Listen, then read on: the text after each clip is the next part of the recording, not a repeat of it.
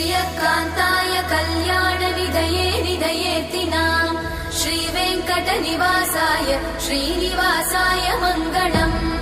लक्ष्मी सविभ्रमालोकसुभ्रूविभ्रमचक्षुषे चक्षुषे सर्वलोकानां वेङ्कटेशाय मङ्गलम् श्रीवेङ्कटाद्रिशृङ्गाग्रमङ्गलाभरणाङ्गये मङ्गलानां निवासाय श्रीनिवासाय मङ्गलम् सर्वावयव सौन्दर्य सम्पदा सर्वचेतसां सदा सम्मोहनायास्तु वेङ्कटेशाय मङ्गलम् नित्याय निरवध्याय सत्यानन्दचिदात्मने सर्वान्तरात्मने श्रीमद् वेङ्कटेशाय मङ्गलम् स्वतः सर्वविदे सर्वशक्तये सर्वशेषिने सुलभाय सुशीलाय वेङ्कटेशाय मङ्गलम्